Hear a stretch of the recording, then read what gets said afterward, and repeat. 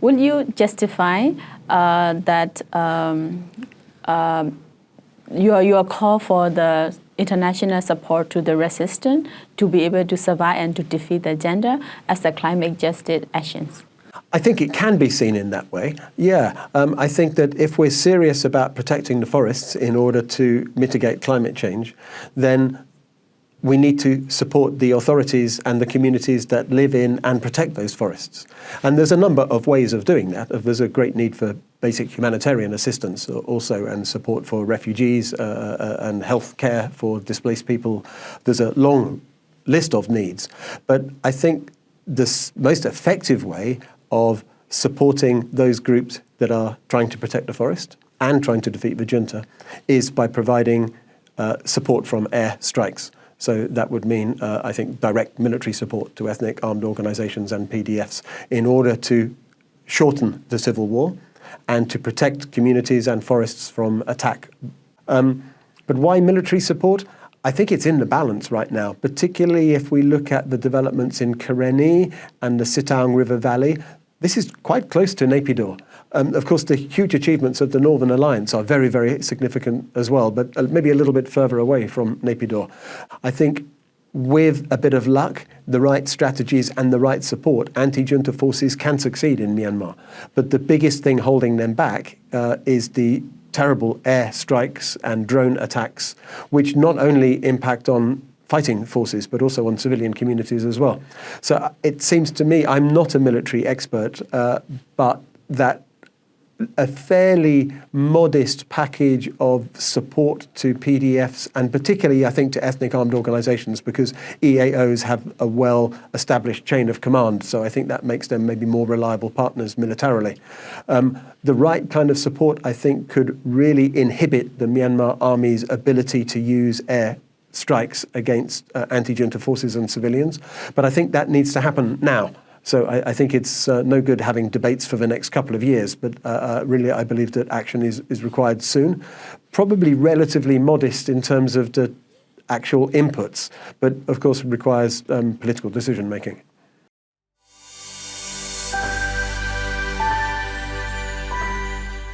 The climate change, but in Myanmar, we were not industrialized country like you said before. We're not part of the bigger problems.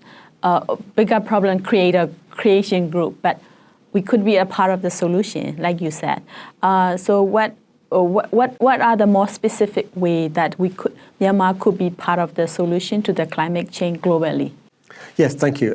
I think you're right. It's an issue of climate justice, because Myanmar has done so little to contribute towards climate change, being not really an industrialized country.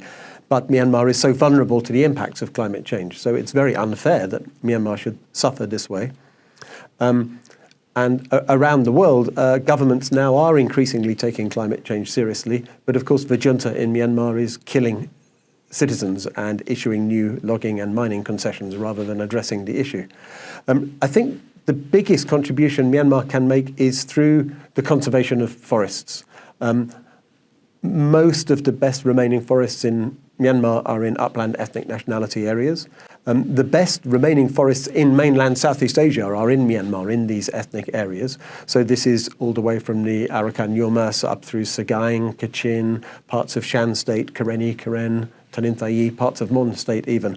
Really important forests are still remaining.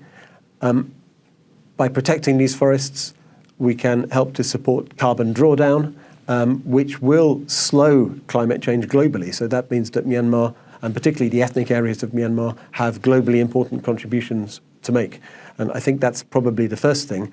But also not only protecting forests, but reforestation, which is easy to say, but not so easy to do in a war zone.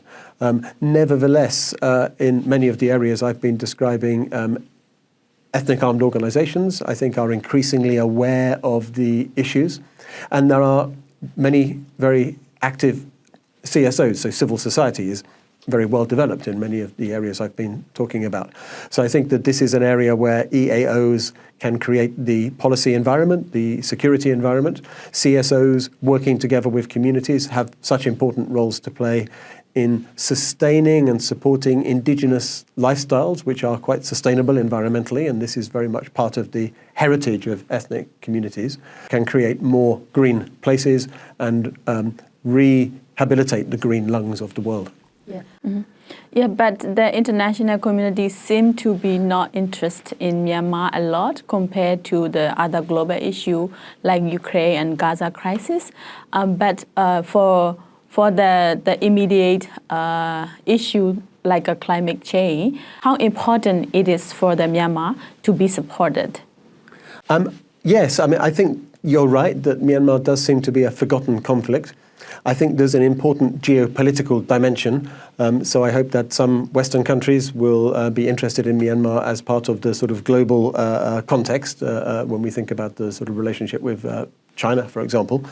But in terms of the politics of climate change, yes, this would be an important message of the book and the advocacy that I'm trying to promote, which is to point out the role that Myanmar can play in mitigating climate change, that Myanmar can be part of the solution to climate change, but that means that we have to support responsible and progressive authorities that are actually interested in protecting the forests and in addressing climate change, such as ethnic armed organizations, People's Defense Forces and others.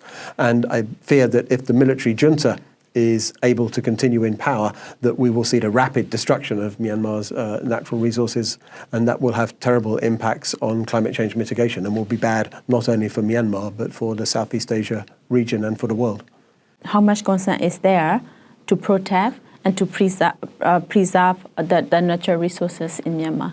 Oh, it's a huge concern, yeah. I think from the junta, they need cash. They don't seem to care about the long-term well-being of Myanmar. I mean, we can see by their actions. And so I have very little hope that the junta can be part of the solution. Ethnic armed organizations historically don't have a great record on natural resource management. I think it's fair to say there's been a lot of destructive logging and mining activities in EAO-controlled areas. I think that is shifting. I mean, it's difficult because they are fighting an existential war for survival. They need resources, which is part of my call for better international support. But I think that the leaders of groups which I know better, such as the Kachin Independence Organization, the Karen National Union, the Karenni groups, the KSCC IEC, I would say also the New Mon State Party, some other groups, also including the Ta'ang National Liberation Army, the PSLF. I think all of these groups are moving towards having a much better understanding of the issues. I think that the political leadership takes the need for forest conservation, both for cultural reasons, because this is the heart of the heritage of the ethnic communities, but also for the political, environmental, economic reasons that I mentioned, I think more seriously. So I do see a shift, and I see a greater awareness and a greater political commitment by some of those EAOs to taking climate change and natural resource governance more seriously. It has to be done, of course, in partnership with CSOs and communities. And still there are many examples of non-sustainable, negative, destructive practices. But I think it is moving in the right direction.